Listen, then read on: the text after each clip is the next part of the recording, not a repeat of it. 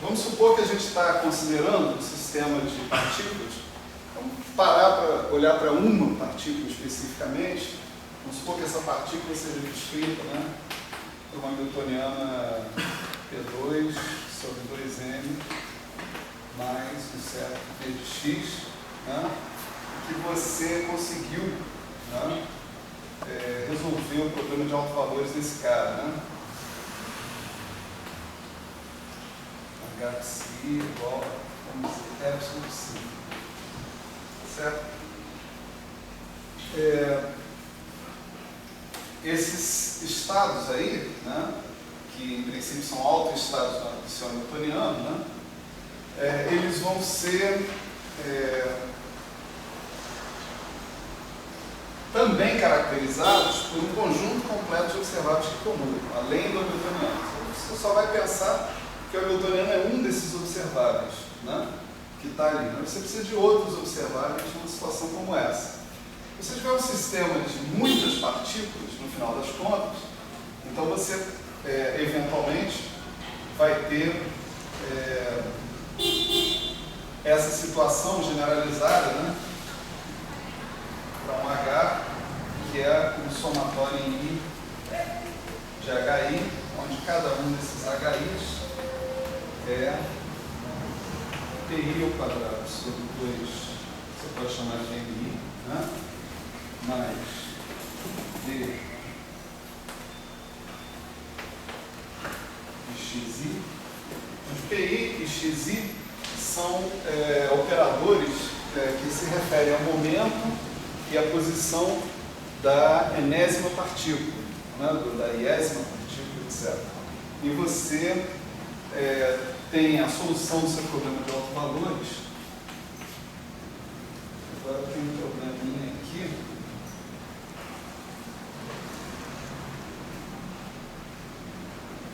Bom, a gente vai colocar problema de notação. Coisa que você vai inventando na hora é assim, dá problema. Vamos lá, esse epsilon aqui, né? Só para indicar que ele cara é assim. Então aqui eu vou indicar o psi, né?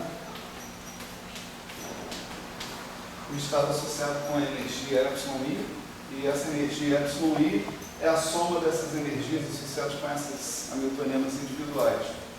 Esse estado psi, então, ele mora, em princípio, né?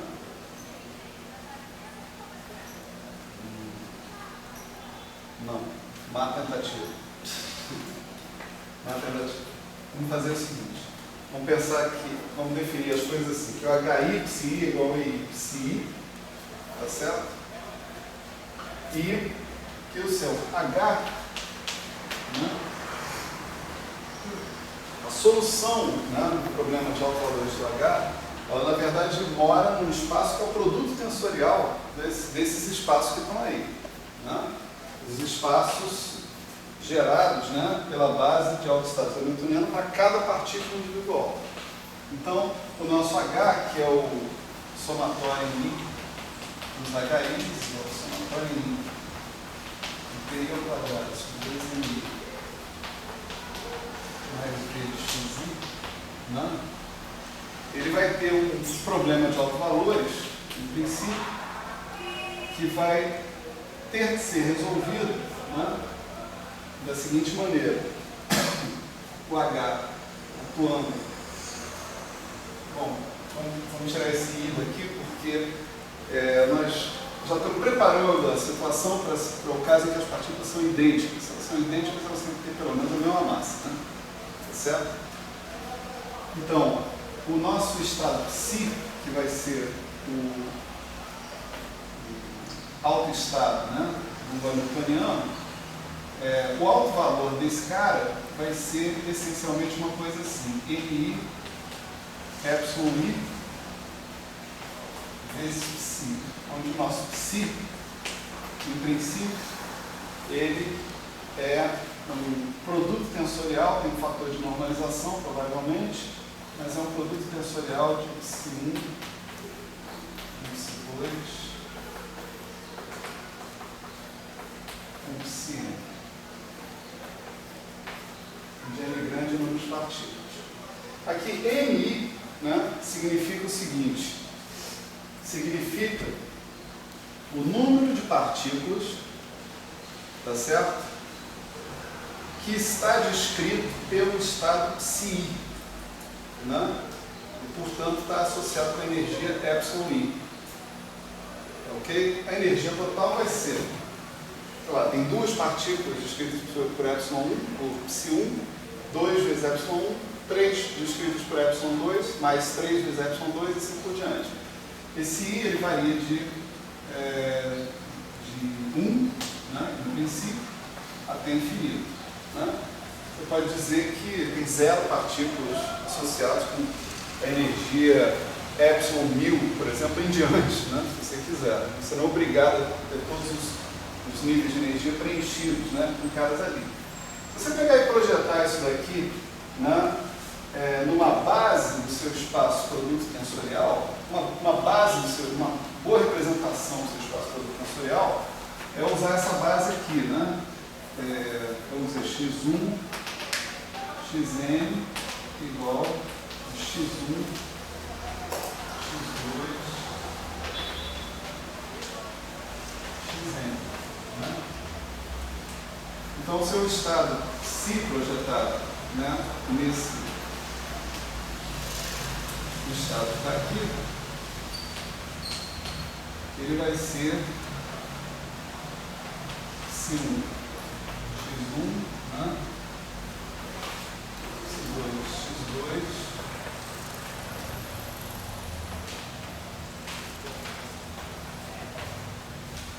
ou seja, a função de onda de muitas partículas, né, em geral, é um produto, né, no espaço produto tensorial. Isso aqui é uma função base, um vetor base, né, dos caras que estão aqui. Essa é uma descrição, né, que não leva em consideração, né, as coisas que a gente descobriu nas duas últimas aulas. Né? Nas duas últimas aulas, a gente chegou essencialmente à conclusão de que esse estado que está aqui ele é equivalente, né, a você ter uma descrição desse tipo: N1, N2, assim por diante. Né?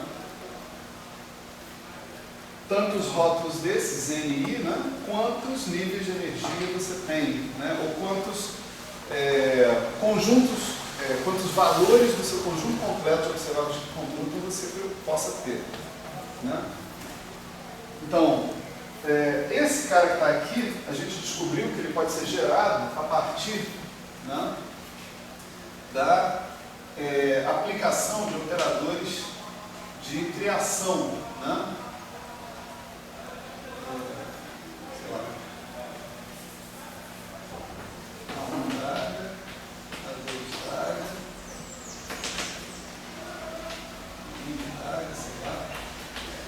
no vácuo, por exemplo. Se esse cara aqui aplicar N1 vezes, esse cara aqui vai aplicar N2 vezes, esse cara aqui vai aplicar N vezes, o cara que eu vou ter a menos de uma certa constante aqui, né? N1, N2, N assim por diante, né? Ok? E aí você observa o seguinte: tem uma diferença, né, entre duas situações aqui. Se você pegar e criar esse estado aqui aplicando primeiro o A1 e depois o A2, né, você vai chegar, por exemplo, a alguma coisa que é N1 igual a 1, N2 igual a 2 e assim por diante. Né? Se você aplicar esse cara, né, A1 d'H, A2 d'H, você, em princípio, encontra uma certa constante, né, vezes, de novo, N1 igual a 1, N2 igual a 2 e assim por diante. Né? Só que a gente aprendeu que A1 d'H, A2 d'H pode ou comutar ou anticomutar. não é isso? São as duas possibilidades. Se esses dois caras comutam, né? Então você poderia pegar esse estado aqui e escrever que ele é A2 A1 no vácuo e, portanto, isso implica que o alfa' é igual a alfa. Né? Se esses dois caras anticomutam, né? Então você teria menos A2 A1 né? E isso implicaria que o alfa' é menos alfa. Certo? Vertido para essa linguagem que está aqui, né, eu posso imaginar o seguinte: se eu trocar, né, os rótulos associados com a partícula com os números quânticos I e a partícula com os números quânticos J, o meu estado tem que trocar ou não de sinal. Tá certo? Meu estado tem que ser ou simétrico ou antissimétrico perante a troca de rótulos associados com essas duas partículas. Ok? Isso significa que esse estado que está aqui não é um estado adequado para descrever essa situação. Certo? E, portanto, esse aqui não é. Porque esse aqui vem simplesmente de uma projeção, né? Você pegou e sanduichou esse cara com X, mais nada, não fez nada. Então, esse cara original é que não é o bom. Né? Qual é o bom? Simetrizar cada um. Que eu tenho que simetrizar esses caras. Tá certo? Ou antissimetrizar. Tá certo? Aí tem que dividir pela matriz de jeito. Calma, chegamos lá. Um dia a gente chega lá. Né? E, por exemplo, né? N igual a 2, né? O estado original do qual deveria partir não deveria ser Ψ1 tensor Ψ2, mas deveria ser sim um cara do tipo 1 sobre raiz de 2, isso é um fator de normalização, Ψ1 tensor Ψ2 mais Ψ2 tensor Ψ1. Isso se eu estiver falando de bósons, né? Se eu estiver falando de partículas criadas por operadores de criação que satisfaçam relações de comutação. Né? Se eu estiver falando de partículas criadas por operadores de criação que satisfazem relações de anticomutação, eu tenho que antissimetrizar esse cara com um sinal de menos aqui. Certo? Claro que quando eu projetar esse cara nessa base, né, x1, xn, né, eu vou trocar essas funções de onda de posição, tipicamente. Aqui eu vou ficar com Ψ1, x1, Ψ2, x2, aqui eu vou ficar com Ψ2, x1, Ψ1, x2. Tá certo? Coisas assim. Então, o fato da gente ter encontrado, né, que os operadores de criação e de aniquilação satisfazem uma álgebra de comutação ou de anticomutação, implica que as funções de onda, para estados de muitas partículas, têm que satisfazer relações de simetria ou de antissimetria. Perante a troca de duas partículas quaisquer, minha função de onda tem que ser simétrica, se a partícula estiver associada com operadores de criação que obedecem relações de comutação, ou antissimétrica, se a partícula estiver associada a operadores de criação que obedecem relações de anticomutação. Certo? Para a gente não ficar falando essa frase gigantesca o tempo todo, vamos resumir, né, e dizer o seguinte: partículas que estão associadas com relações de comutação são chamadas de bósons. Né? Partículas que estão associadas a operadores de criação que satisfazem relações de comutação são chamadas de bósons. Partículas associadas com operadores de criação que satisfazem relações de anticomutação são chamadas de férmions. Outra maneira de dizer, depois do que eu acabei de dizer, é: bósons estão associados com funções de onda, vetores base do espaço de estados, que são simétricos.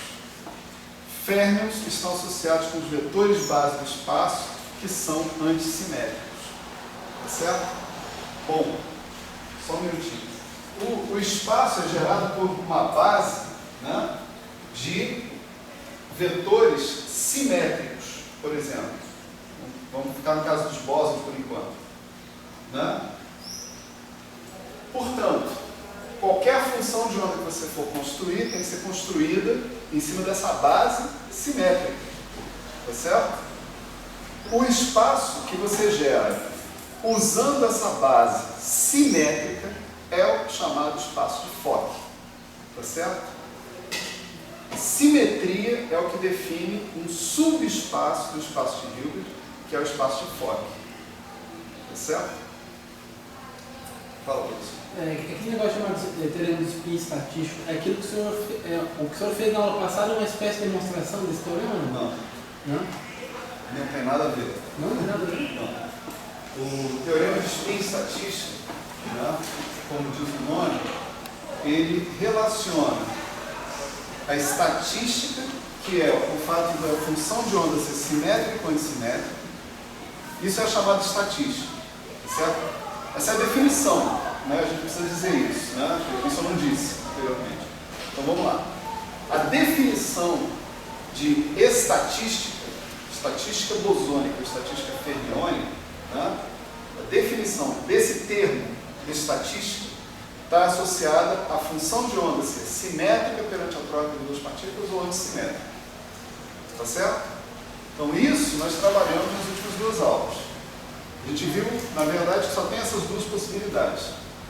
Tá certo?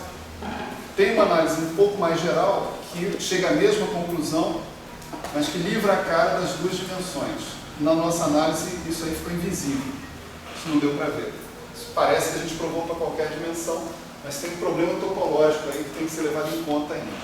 Que vai levar para... Vai fazer uma exceção de duas dimensões para essa história.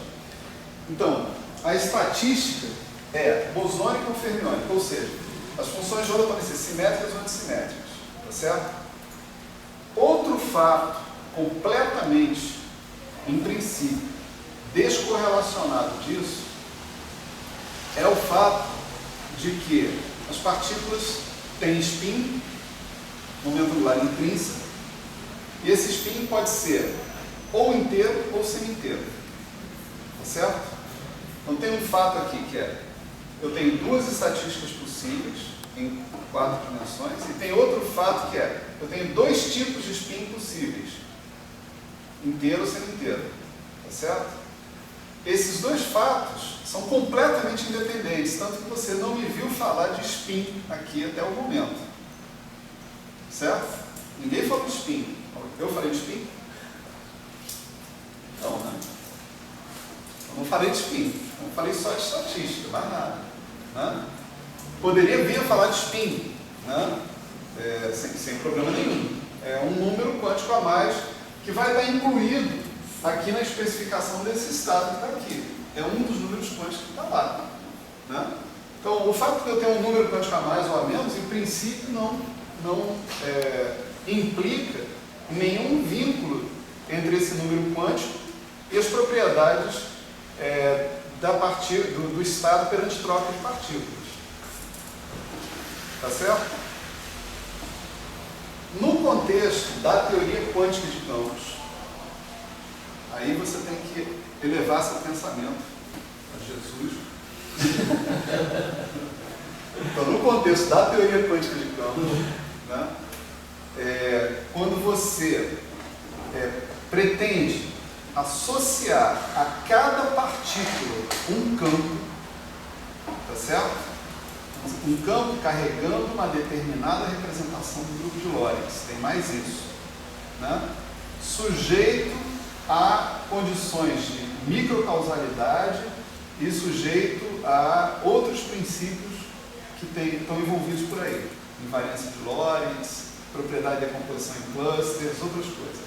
Então, no contexto da teoria quântica de campos, quando você faz uma correspondência entre campo e partícula, tá certo? Respeitando todos esses requisitos, aparece uma ligação entre spin e a estatística, de um lado, que é o chamado teorema de spin estatístico. Tá certo? Isso é um teorema. Você pode demonstrar isso. Mas para demonstrar, esse teorema é válido no contexto de uma teoria quântica de campos.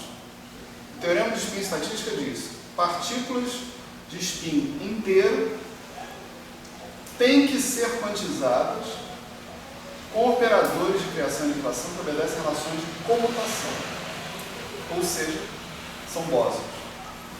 Partículas de spin, isso é inteiro, né? Eu falei inteiro ou semi-inteiro? Falou inteiro, agora é inteiro. O bóson foi inteiro. Eu falei bóson. Falou bóson. Agora, partículas de spin semi-inteiro, a frase é muito grande, eu esqueço como é que eu comecei. Partículas de spin semi-inteiro tem que ser quantizada utilizando operadores de criação e aniquilação que obedecem relações de anticomutação, ou seja, são férreos. Então, essa conexão entre spin e estatística é um teorema que é feito no contexto da teoria quântica de campos. Pior, uma teoria quântico-relativística de campos. Tá certo? Não numa teoria de campos não relativística, por exemplo. Tá certo? Não é dentro desse contexto. Você não consegue enxergar a conexão entre spin e estatística se você estiver falando num cenário não relativístico. Essa conexão é dentro de um cenário relativístico e mais, dentro do cenário relativístico e da conexão campo-partícula. Tá? Então, aqui nós fomos apresentados a bósons e a férmions. Só que nós não temos nenhuma razão, dentro do contexto que nós estamos falando, para dizer bósons tem spin inteiro, férmions tem spin semi-inteiro. Não tem nenhuma razão para a gente falar isso. Tá certo? Em princípio, eu poderia falar, não, os caras com relação de comutação são os elétrons. E os caras com relação de anticomutação são os pions, não sei, qualquer coisa assim. Né? Ou um átomo de hidrogênio, uma coisa assim. Posso inverter, não tem nada que me peça, né, para fazer as coisas. A não ser, né, a experiência. Aí a experiência vai dizer, né, você está fazendo merda. Né? Você está chamando, dizendo que função de onda de elétron tem que ser simétrica. Olha aqui, a natureza está te dando uma na cara. Não é assim não. Entendeu? Aí você vai falar, não, por questão experimental, eu tenho que usar funções de onda antissimétricas para descrever férmions, para descrever as partículas de spin semi-inteiro. Mas eu não entendo por que isso. Eu não entendo. Isso é um fato experimental, dentro do contexto da mecânica quântica não relativista. Mas dentro do contexto da mecânica quântica relativística, né, e da teoria quântica de campos, isso não é só um fato experimental, isso é um teorema. Tá? Então, beleza, olha só. A gente chegou a essa conclusão, né, que a gente tem os operadores de criação e aniquilação e tal, e a gente acaba de ver uma conexão importante, né, entre o fato de eu usar operadores de criação que satisfazem relações de comutação e ter funções de onda simétricas. E mesma coisa para funções de onda simétricas e relações de anticomutação. Né? O que eu queria mostrar hoje para vocês, né, era a conexão, né, entre isso que nós estamos falando e um problema qualquer de mecânica quântica não relativista. Tá certo? Você quer resolver o quê? O que vocês querem resolver? O átomo de hélio? O átomo de urânio? Né? O que vocês vão fazer? Qual é o newtoniano que vocês vão escrever para esse problema? Sem palpite, vamos lá. O newtoniano de interação de cada elétron com o núcleo e o newtoniano de interação de cada elétron com os outros. Exatamente. Isso aí, né? Então é mais ou menos uma coisa como essa, né? Mais um termo, né, que trata da interação, por exemplo, de um elétron com o outro, né? Certo? Se eu falar do núcleo como se fosse um ponto, tudo bem, né? Aí o núcleo interage com cada um dos elétrons. Se eu der uma estrutura para o núcleo, eu também tenho que fazer uma newtoniana parecida lá para os prótons e para os nêutrons. Vai complicando, né? Ficando cada vez pior. Né? Mas, vamos dizer assim, no contexto da mecânica quântica não relativística, os problemas que eu quero resolver são problemas desse tipo, né? Eu tenho um sistema de partículas, N partículas, né? E eu quero fazer com que esse sistema de partículas interaja entre si com um potencial dado, vamos dizer assim, que eu não sei muito bem qual é a origem dele, né, no final das contas, mas eu uso argumentos fenomenológicos em geral para propor esse potencial e procuro, né, descrever o meu sistema com essa newtoniana. O objetivo agora dessa aula vai ser o seguinte: vai ser mostrar para vocês que com essa linguagem de operadores de criação e aniquilação a gente ganha uma descrição completamente equivalente desse sistema, né, em termos de uma teoria de campo, tá certo? Em termos de uma teoria quântica de campos. Essa é a questão. Então, a teoria quântica de campos nunca esteve tão próxima, né, da gente. Ela está na esquina, tá certo? Vamos ver essa teoria quântica de campos emergir, tá certo? E ela emergir. Então vamos lá.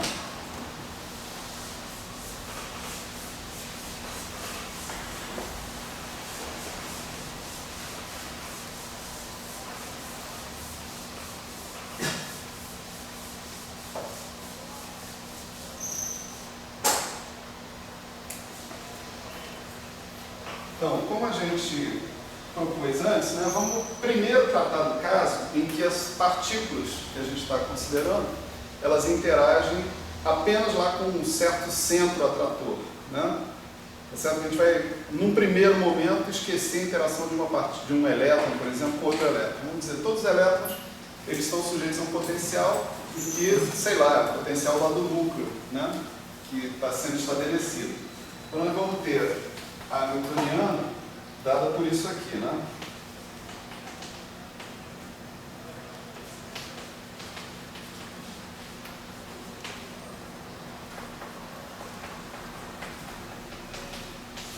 É claro que eu já estou projetando meu operador hamiltoniano, né, na representação de coordenadas, né? Certo? Essencialmente.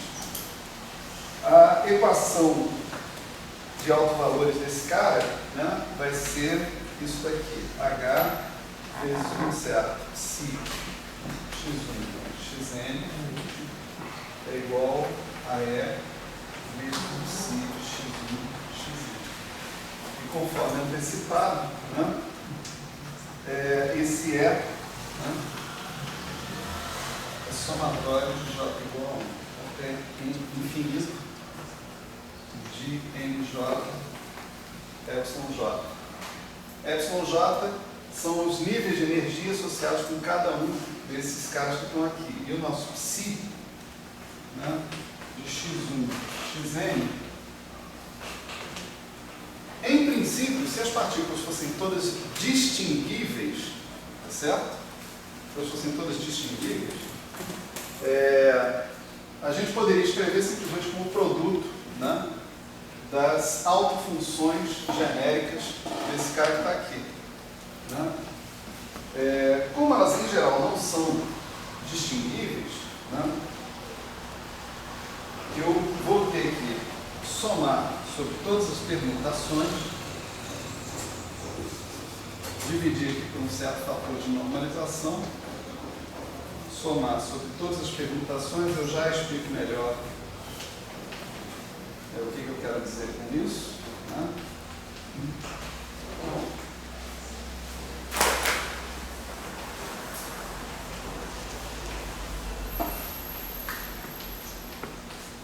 Onde o que eu estou chamando de signo, né, é uma permutação que me leva 1, 2, n em sigma 1, sigma 2, sigma n, tá certo? Sigma 1 pode ser um número de 1 a n, tá certo? Sigma 2 também, sigma 3 também, mas se sigma 1 for 1, por exemplo, sigma 2 e sigma 3 já não podem ser 1, tá certo? Se sigma 2 for 3, sigma 4, sigma 3, sigma 4, sigma 5 não podem ser 1 nem 3, tá certo? Na verdade eu estou embaralhando de 1 a n, tá certo? Isso é uma permutação. Então, eu vou fazer esse embaralhamento que está aqui, tá certo?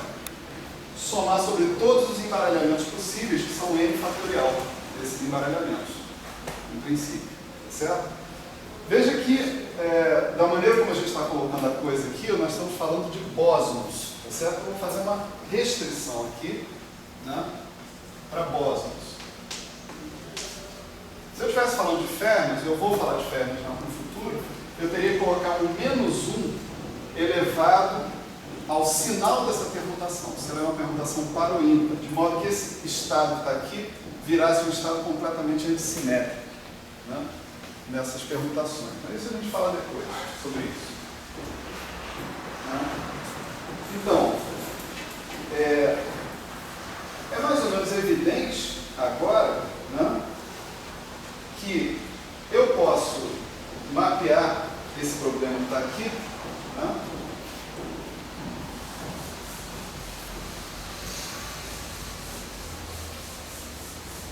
exatamente nesse outro agora, nesse seguinte problema. Vamos supor que eu tenho uma newtoniana H que seja somatório J igual a 1 até infinito de εj a da HJ a J. Tá certo? Quais são os autoestados dessa newtoniana, né? Os autoestados dessa newtoniana são esses caras aqui, né? N1, N2, etc. Isso me dá somatório de igual a 1 até infinito, NJ, εj, N1,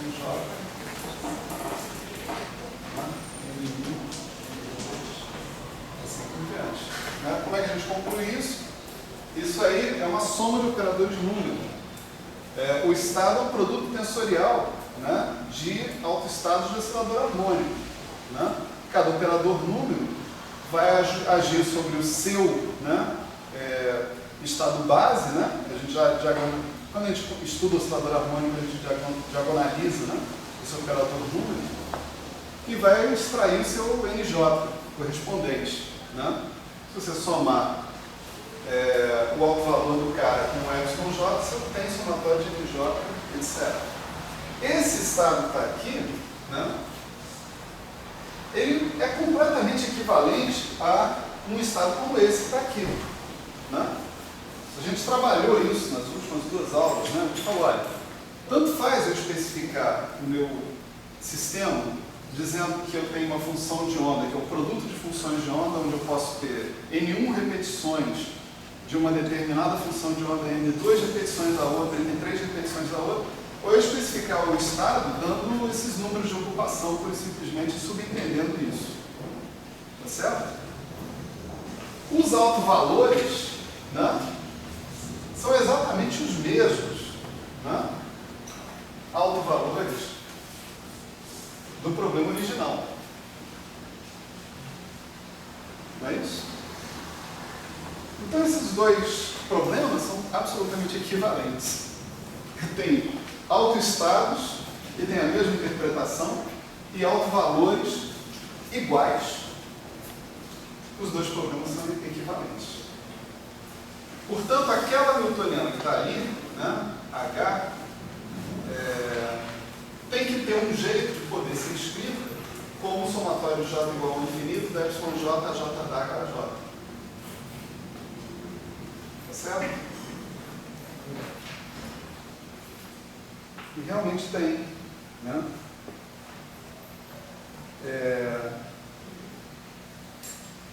Antes da gente passar a considerar esse jeito, né, vamos só raciocinar sobre a representação de Heisenberg, certo? Que é onde a gente vai trabalhar majoritariamente aqui. A representação de Heisenberg ela implica que os nossos operadores são dependentes do tempo, né? E no caso, por exemplo, de um oscilador harmônico, né, ou um conjunto de osciladores harmônicos, você sabe que você pode ter equações de Heisenberg para cada operador aí desses, visto na descrição de Heisenberg, dessa forma, né? 1 sobre IH cortado vezes o comutador de AI com H. Né? Se você usar esse H que está aí em cima, né? Tá certo? Se você usar esse H que está aí em cima, o que você vai encontrar vai ser εi AI menos I sobre H cortado, εi aí. Né? Essa equação é uma equação operatorial, mas é uma equação linear. Então não tem problema nenhum de resolver essa equação com a seguinte solução. AI de t é igual ao AI de zero, isso é um operador, né? Vezes exponencial de menos I, εi, t sobre H cortado. Tá certo? Então, se eu tiver na representação de Heisenberg, eu posso definir operadores AI de t que se relacionam com os operadores na representação de Schrödinger dessa maneira. Certo? AI de zero é o operador na representação de Schrödinger. Legal. Com isso, mais ou menos em mente, a gente pode definir agora, né, um operador φ de tx, x vetor, né? Eu não estou escrevendo esse vetor em cima do x, né? Eu só coloquei ali só para lembrar que xyz1, xyz2, xyz3 e assim por diante. Então eu vou definir esse cara como sendo isso aqui, somatório em J de AJ CJ de x exponencial de menos I εj t sobre H cortado. Isso vezes isso é o AJ de t, né? É o AJ na representação de Heisenberg. Isso mais ou menos esclarece para a gente, né, por que essa proposta para o φ. Eu estou colocando a dependência temporal no operador e eu estou colocando a dependência espacial na autofunção de um dos hamiltonianos. Tá certo? Eu tenho N hamiltonianos ali, não tem? Esse J é uma autofunção de um certo HI, com o valor εj. Né?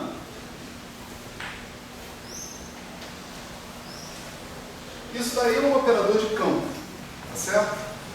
Que ele é um operador, está bastante claro. Tem um AJ aqui que indica o caráter operatorial.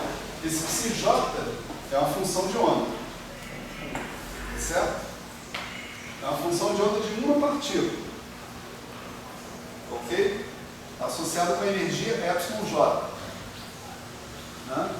E essa função de onda de uma partícula está evoluindo com o exponencial de menos I εjt sobre H cortado, que é a evolução natural de cada função de onda de uma partícula.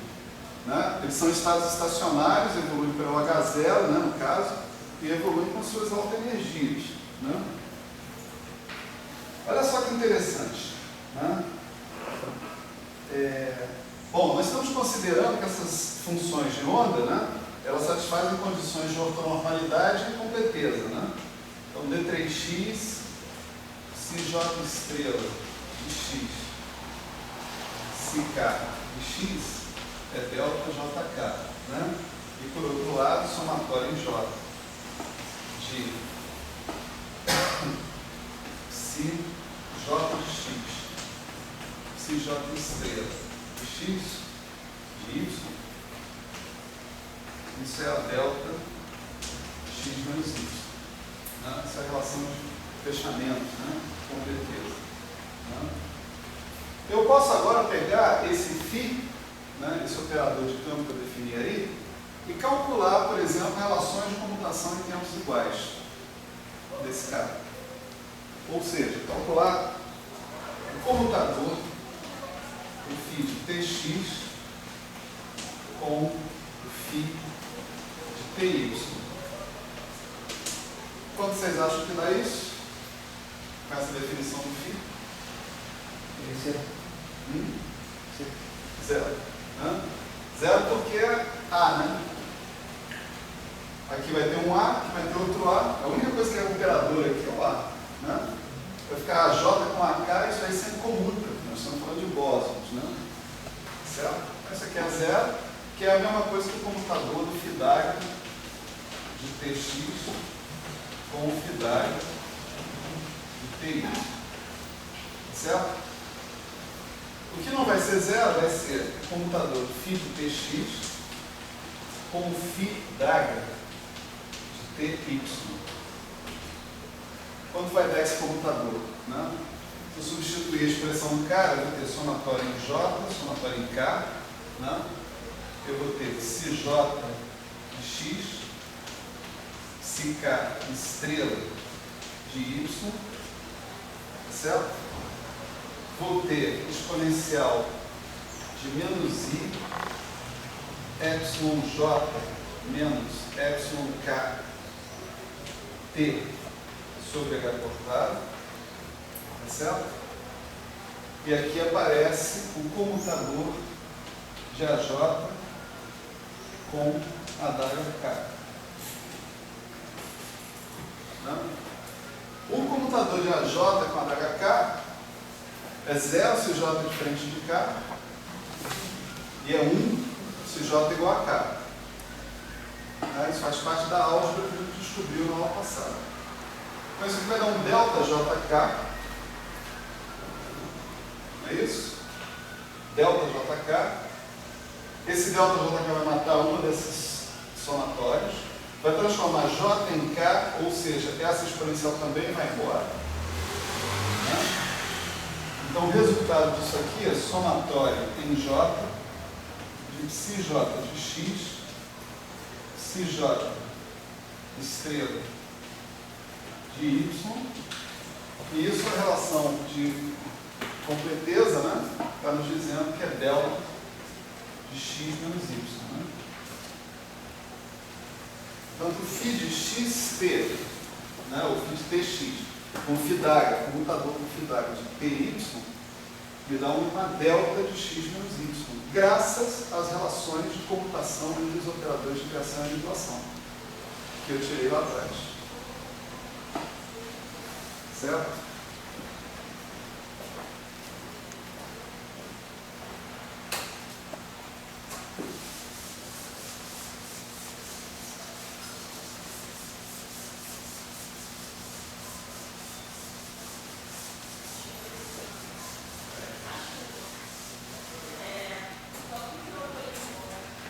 Legal. Para futuro uso nosso, né, nós vamos definir um operador aqui, ρ xt, que eu vou chamar de operador de densidade. Né? Ele é um Fidag tx, φ de tx. Tá certo? E você pode ver claramente o seguinte: por que eu estou chamando esse cara de operador de densidade? Né? Se eu fizer uma integral entre x no ρ de xt,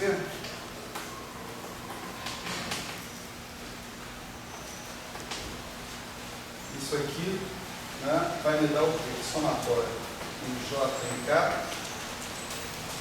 de adaga J a K. Né? Se eu fizer o bloco de T, isso aqui, né?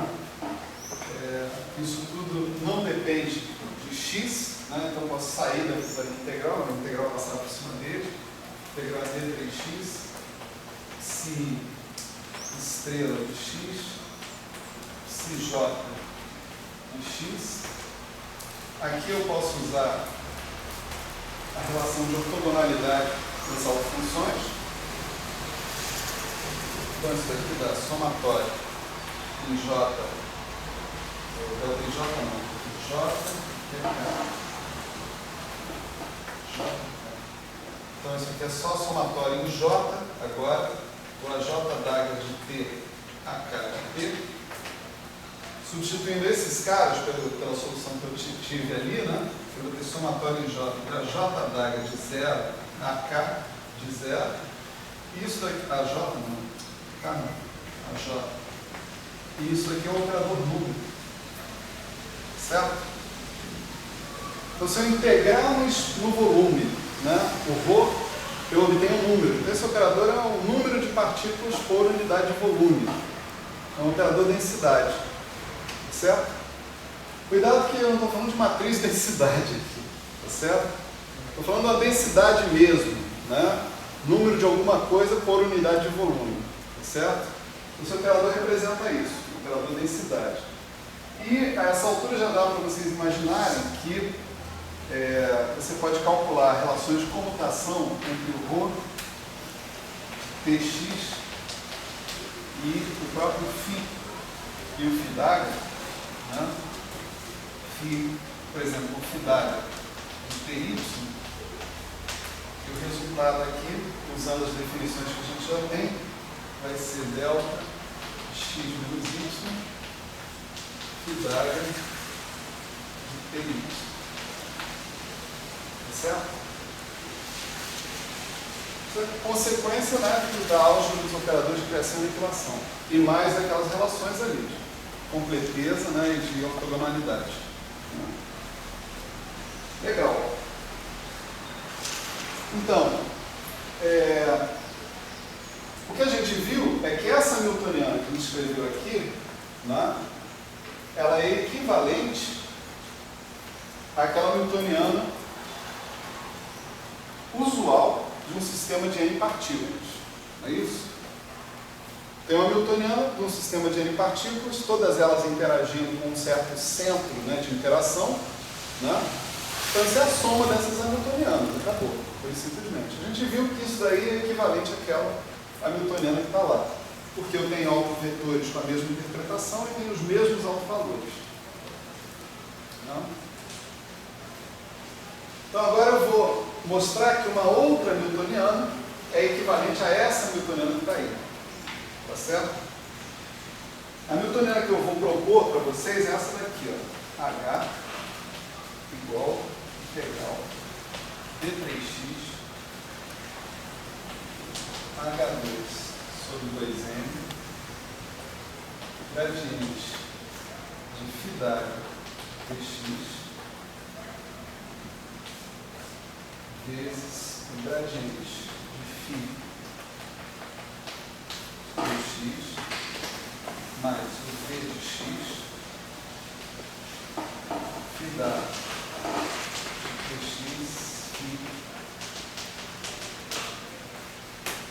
dx.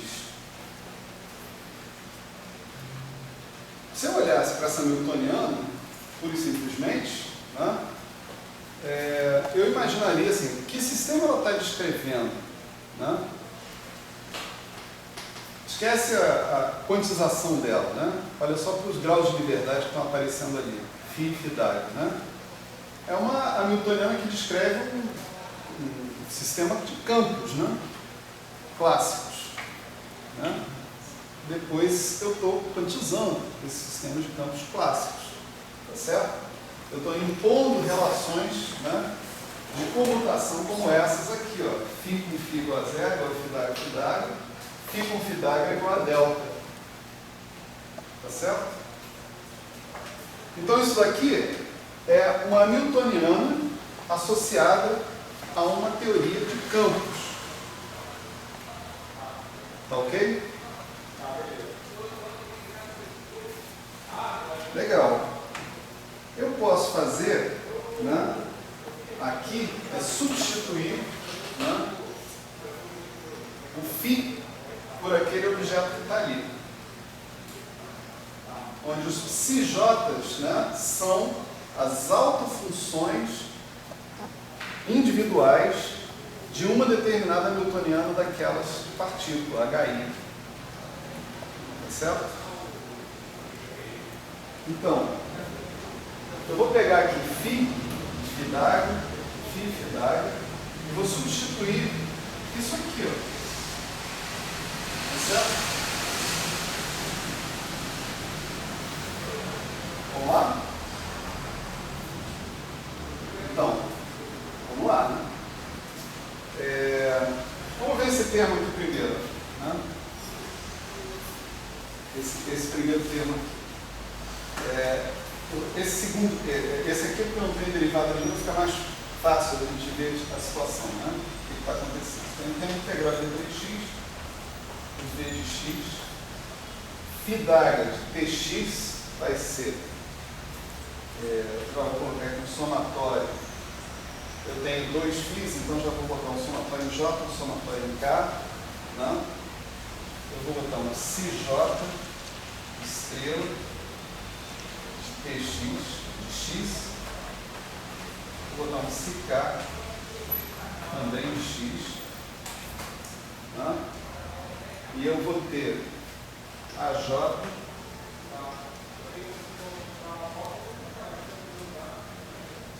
d'área AK vezes a j d'área de T AK de T. Né?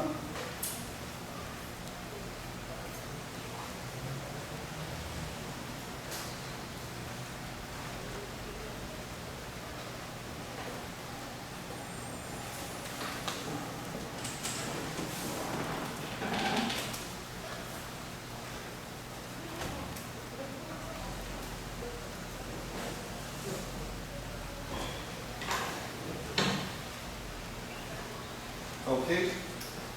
Esse é o resultado que eu obtenho fazendo essa substituição aqui, né? Esse segundo termo é igual a isso que está aqui. O primeiro termo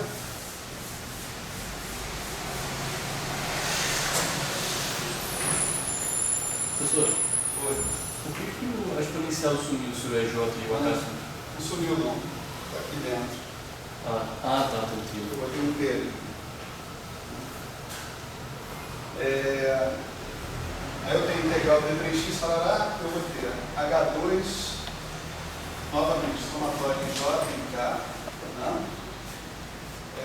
H2 sobre 2M, integral, novamente eu vou ter a J d'área, A de T, né?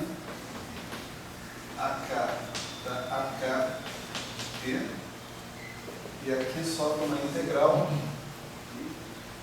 de d3x gradiente do psi j estrela de x escalar gradiente do psi k de x. Certo? Agora vamos ter que usar, né, algumas coisas sobre uma hipótese, né, sobre o nosso sistema. Está supondo que esses autovalores desse hamiltoniano são discretos. Né? Se são discretos, significa que o meu sistema é um sistema limitado.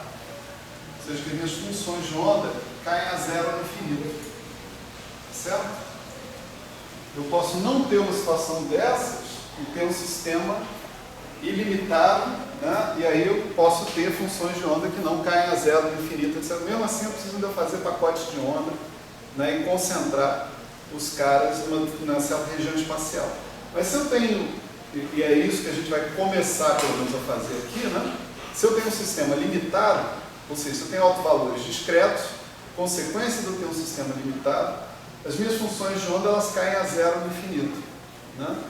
Elas caírem a zero no infinito é uma condição que eu preciso para fazer integrações por partes aqui nessa coisa que está aqui. Isso daqui eu posso escrever assim, integral de 3x do quê? Do gradiente, do divergente, de psi estrela x, gradiente de psi de x, menos psi j estrela de x, laplaciano psi de x. Isso é igual a isso, tá certo? Aqui eu tenho integral em d3x o divergente de alguma coisa. Usando o teorema de Gauss, isso vira uma integral de superfície. A superfície que limita esse volume, supondo que é todo o espaço, né? desse objeto que está aqui, psi j estrela de x, gradiente psi k de x. Escalar n ds. Né? Isso aqui é o elemento de superfície que é orientado. Né?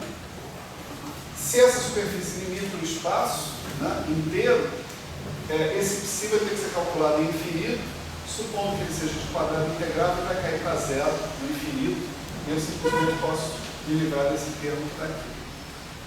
Bom, professor, eu sempre vi esse tipo de argumento Com desconfiança. Não, eu sempre me questionei assim, eu forço que a psi tende a zero no infinito por causa disso. Mas por que eu não posso falar que a derivada é que vai para zero? Não o psi, entende? A derivada também vai para zero. Os dois vão para zero. Porque o psi, ele tende a função zero no infinito.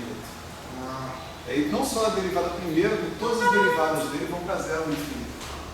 Certo? Entendi. Mas você vê que não tem. Você só precisa de que alguém vá para zero ali. Né?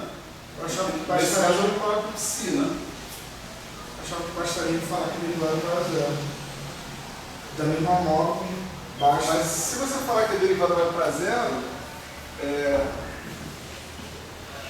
Não, você derivada vai para zero e integral para infinito, mesmo assim. Infinito? Porque ela pode ter um valor constante A embaixo da curva infinita. Mas o intercâmbio lá dentro vai ser zero. Não? Como não? não, mas o que isso te ajuda, vamos supor? Você falou que a derivada vai para zero. Mudar o argumento. Mas você quer anular essa integral de superfície? Essa integral. Ela pode ser anulada pelo psi para zero ou pela gradiente do psi para zero. Não faz. Mas o mais fundamental é que o psi vai para zero, porque o psi é uma solução de quadrado integrável. Né? Você tem essa interpretação, né? Você precisa que módulo de psi ao quadrado integrado sobre todo o espaço seja 1. Tá certo? Você diz que só uma função que cai no infinito que... Tem que ser, isso é a definição de uma função de quadrado integrado. Tá certo? E isso implica que essa função vai para zero no infinito, ou seja, que ela tem um suporte, vamos dizer assim, a região onde ela é apreciavelmente diferente de zero, esse suporte é limitado. Tá certo? Professor, mas nesse assunto, até que ponto a questão da não localidade deve ser olhada assim com mais atenção? Na mecânica, tipo assim... Falou tudo agora ali. Não localidade. Como assim? Tipo, mecânica quântica, ela não é local no sentido de... Tipo, pode ter interações externas também, né? Tipo, aqui tanto tem aqueles paradoxos lá, EPR, assim, aquelas coisas. Calma, peraí. O EPR não é um paradoxo. Né? O EPR é um fato. Tá certo? E é um fato. Isso aí existe e acabou. Se a gente não entende, o problema é nosso. Aliás, falar nisso, tem um trabalho aí, uns trabalhos, acho que é um cara italiano, que segue uma linha de raciocínio, onde ele tenta entender o paradoxo EPR, o paradoxo não, o fato EPR, né? Em cima de fótons virtuais, colocar um número infinito de fótons virtuais dentro do teu sistema e aparentemente propõe que ele está entendendo isso.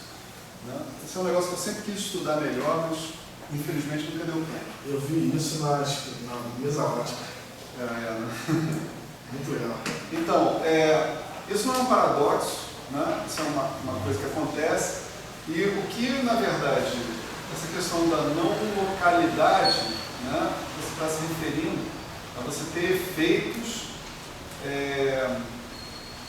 que não são... se propagam com velocidade superior à da luz, vamos dizer assim, né? Se propagam fora do horizonte causal do que você tem. Né? Mesmo o fato do EPR não implica em propagação de interação com velocidade superior à da luz. Esse é o ponto do Bohr. Né? O Bohr teve uma intensa discussão com Einstein, né, inclusive sobre esse ponto, e uma das coisas que ele aparentemente convenceu o Einstein é que tá bom, mas você não consegue transmitir informação nenhuma com isso. Tá certo? Então, dane-se. Não tem problema. Se desse para transmitir, aí sim que seria um paradoxo. Aí seria um problema. Seria um problema para o Einstein. Para um problema para a relatividade restrita. Né? Cada assunto puxa outros, né, cara? Por exemplo, o Erasmo Recame vai olhar para esse, que é o cara dos táquions, né? Vai olhar para isso com outros olhos. Né? Não tem transmissão de velocidade superior à da luz, sim. São os táquions. Isso aqui é uma demonstração experimental da existência dos táquions. Não, ele fala sério, ele tem bons argumentos, né, em relação a isso. Ele é uma autoridade na história. Né? O ano passado ele veio aqui falando sobre táquions. Foi esse ano, né? Ele acredita mesmo Esse ano, né, cara? Foi esse ano. Não, ele acredita, defende, é um cara bem considerado. E ele não é sozinho, tem várias pessoas que estão junto. Não, mas ele é quase sozinho. Tem algumas pessoas, né, e tal, mas Tem 3 pessoas. a maior parte do pessoal fala assim, não, deixa eu falar. A hora que aparecer, a gente pensa. Não, mas os táxis seriam o quê? Interação? Partículas de Seriam interação? partículas que se movem a velocidade superior à luz. Pronto. Tipo assim, pode ser qualquer O coisa. que o Erasmo insiste é que a existência de partículas assim não viola a causalidade. O negócio de você ter causa antecedendo o efeito. E esse é o argumento, né, de vários paradoxos que foram propostos pensando nos táquions. Né? E ele aparentemente resolveu todos esses paradoxos introduzindo modificações mínimas na relatividade especial que, segundo ele, o Einstein teria introduzido se na época que ele propôs a relatividade especial já se conhecesse o conceito de antipartícula. E eu acho que ele tem razão. Assim, honestamente, eu li um pedaço, pelo menos, do trabalho dele que ele fala sobre isso e é super razoável. Enfim, muito bom. Para o assunto. Né? Essa questão de não localidade não tem nada a ver com esse assunto aqui, né? Ou tem? Na sua cabeça, é isso que eu quero entender. Né? Não sei, pode não ser também agora. Não, os campos, né, nesse sentido, eles são camaradas locais, né? Eles dependem de x e t, né? Quer dizer, de um certo ponto do espaço-tempo. Né? Eles são caras locais, nesse sentido. O que você chama de não localidade numa teoria de campo é quando você tem, por exemplo, um lagrangiano ou um hamiltoniano dependendo de mais de um ponto daqueles ali. Então, por exemplo, você poderia ter aqui integral d3x, d3y, gradiente de φ de tx, gradiente de φ de t'y. Aí você chama isso de não localidade, numa teoria de campo. E quando você tem esse tipo de coisa, a teoria de campo fica um negócio praticamente intratável. Você não tem certeza de nada. Tem pessoas que trabalham com teorias não locais, etc. e tal, mas é tirar sangue de pedra, na boa. É difícil, entende? Localidade simplifica tudo dentro da sua vida, entende? Dentro da teoria de campos. Falar de não localidade é estranho. E você vê, depois do final dessa demonstração que vamos fazer aqui, você vai ver que a localidade ela é tremendamente responsável por fechar, né, um quadro aqui de equivalência entre modelos, entre descrições do mesmo sistema físico. Se você tivesse uma situação não local, a gente não poderia usar o argumento que a gente está para usar aqui. Entende? Agora, eu acho, pode ser que eu não esteja entendendo bem o que você está falando. Isso também sempre existe. Né? Eu acho que essa questão de você fazer essa integração e partir para a superfície do infinito, etc., não tem nada a ver com não localidade. Né? Tem a ver com a sua função de onda ser localizada. Né? Se você está falando de um sistema com níveis de energia discretos, níveis de energia discretos só podem acontecer quando você está limitado por um potencial. Tá certo? Tem um mínimo lower bound, você tem uma energia que está lá no meio do seu potencial. Então tem os estados abaixo desse nível de energia, acima desse nível de energia, né? Assim por diante. Acima não tem, aliás, tem abaixo. É por isso que eu perguntei. Eu poderia ter uma opção psi não local, mas a derivada, e ela fosse igual a zero. O que é não local? Eu estou imaginando um psi que não vai a zero nos infinitos. Aí você tem um problema com a interpretação probabilística. Você precisa que o a área módulo... de baixo da curva é igual a 1. Não, você precisa que o integral do módulo de psi ao quadrado seja 1 sobre o espaço, sobre todo o espaço. Você só tem um jeito disso acontecer. Módulo de psi ao quadrado é uma função positiva definida. Você está somando números positivos. Tá. Você não está somando números alternados. Se tivesse uma parte negativa, ele poderia. Você está somando números positivos. Entendi. Você está somando números positivos e obter um certo resultado finito, não precisa ser 1, mas tem que ser finito. Se for finito, você normaliza, né? Você divide a sua função de ano por 1 sobre a raiz quadrada disso e dá 1. Né? Certo. O único jeito de você somar coisas positivas o tempo todo e obter uma coisa finita é se essas coisas positivas forem indo para zero. Uma série convergir, né? Tem que ir para zero mesmo. Ou, tipo, a partir de um certo momento, a partir de um limite, né, ou sempre da sua região de negativo, integração, né? você não pode ter mais contribuição para a integral, senão ela vai divergir. Isso não é um teorema, mas eu estou falando de uma forma intuitiva. Né? Mas se tivesse uma parte negativa, não poderia, mas isso não tem. Na É questão. módulo de psi ao quadrado. Isso aí é positivo e definido, não tem saída. Certo? Então, que o psi tenha que ir para zero no infinito, né? Isso é da natureza da interpretação probabilística da minha função de onda.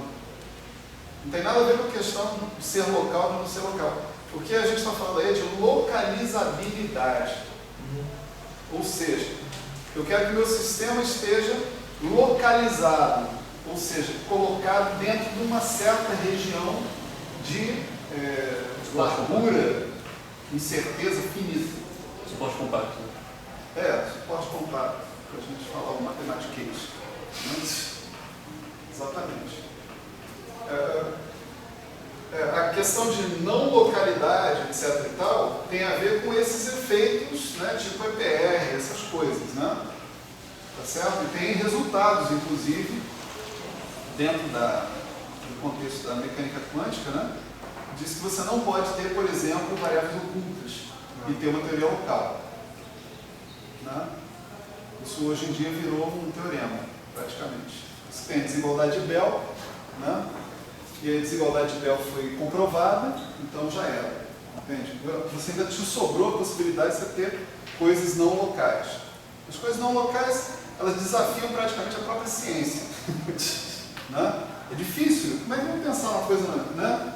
Eu faço uma coisa aqui, essa coisa que eu faço influencia, né, quanticamente, alguma coisa que o cara está fazendo na China.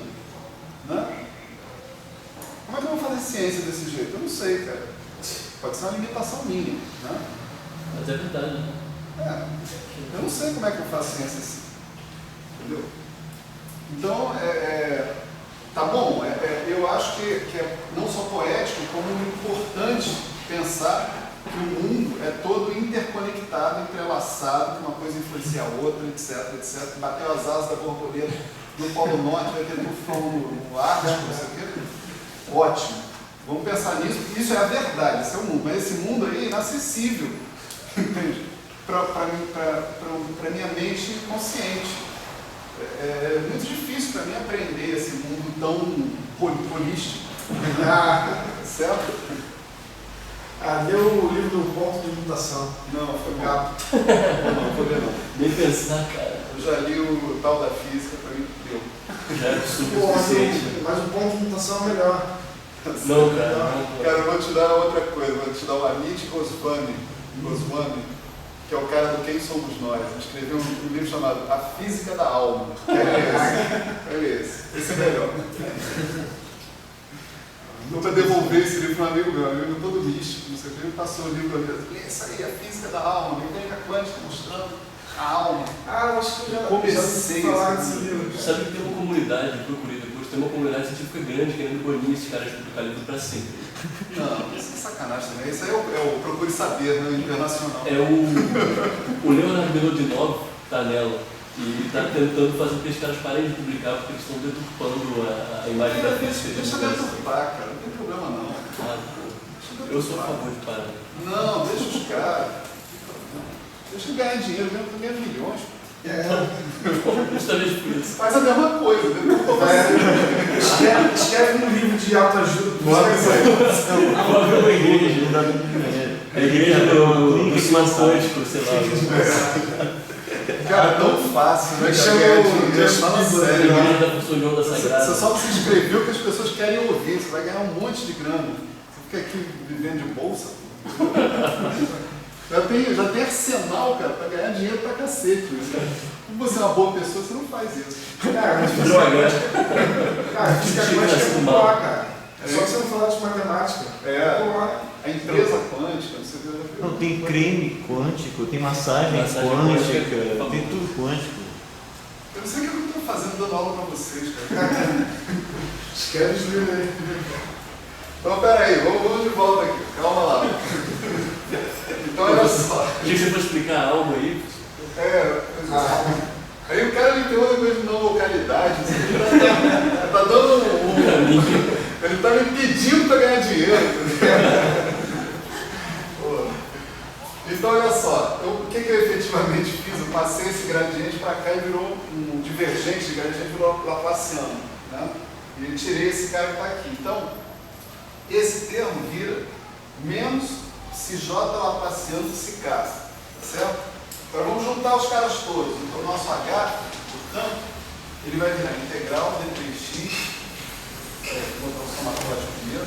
Somatório de K. Integral de 3x. E aqui eu vou colocar o psi J estrela. Eu livrei aqui de x. Né? E menos H2 sobre 2m laplaciano, que é esse cara que está aqui, o H2 sobre 2m veio aqui, né? Mais v de x, tá certo? Que está ali, vezes o psiK de x. Acabou tudo? Não, está faltando o AI da H, a J da H, T, H de V. Não? Só que olha só, esses psis, psiK, psj, são autofunções exatamente dessa newtoniana para ele. E associados com energias εk e εj. Isso aqui, né? É εk psikx. Sim ou não? Os psis que eu usei para definir os meus campos são as funções de onda de uma partícula, as autofunções do hamiltoniano de uma partícula. Aqui eu só estou usando a equação que eles satisfazem. Eles são autofunções do hamiltoniano de uma partícula, que é esse cara aqui. Né? Então, esse cara todo nisso dá isso. Então agora, olha só, a única coisa que depende de x é o psi j estrela e o psi de x, psi k de x. Portanto, eu posso fazer a integral em dx, isso dá uma relação de ortogonalidade, um delta jk. Né? Resultado disso aqui vocês já podem prever. Somatório em j de epsilon j a j da H j. Né? Então, essa newtoniana de campos, ela é igual, ela não é equivalente só não, ela é igual, né? A newtoniana escrita em termos de operadores de criação e aniquilação e a newtoniana escrita em termos dos operadores de criação e aniquilação é equivalente, tá certo? A soma das hamiltonianas de uma partícula. Tá certo? Então, o meu sistema de partículas não interagentes entre si, mas interagentes com o centro atrator, né? Esse sistema de partículas interagentes com o centro atrator é equivalente a uma newtoniana escrita em termos de campos quânticos. Ainda não relativísticos, mas quânticos. Tá certo?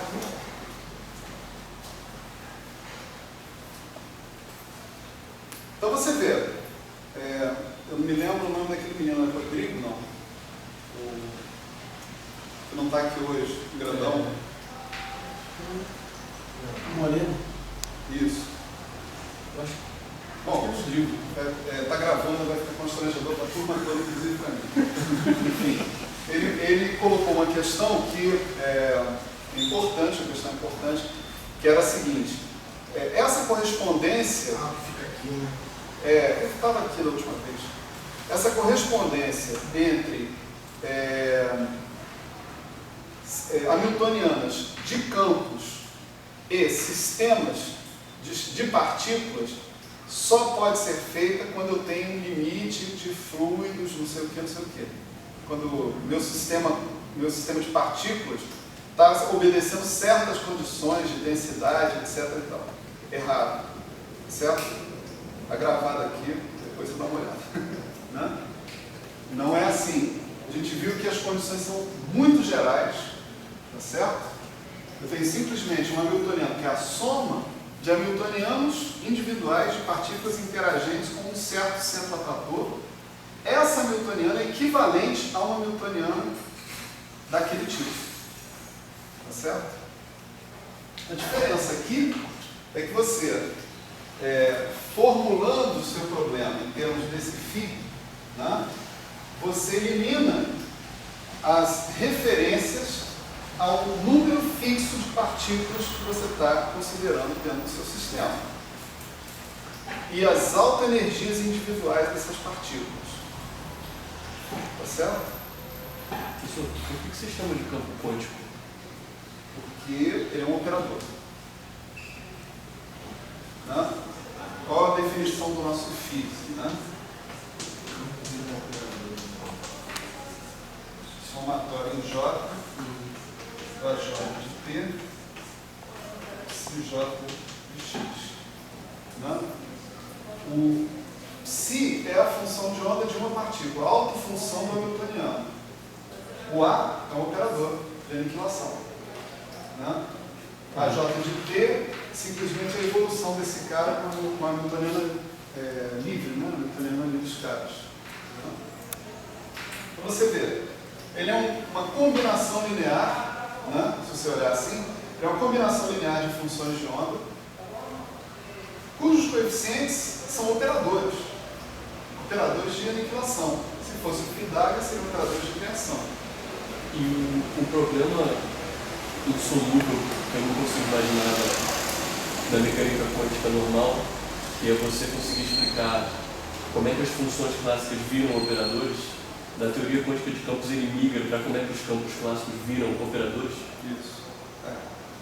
Aí, vamos supor que você pensasse naquela hamiltoniana como sendo a hamiltoniana clássica de algum certo sistema dinâmico. Né? Como é que você trabalharia com essa hamiltoniana? Você identificaria os graus de liberdade. Os graus de liberdade são campos. Né? Então, φ de Tx é um grau de liberdade. Φ de Tx' é outro grau de liberdade. Assim, φ de Tx'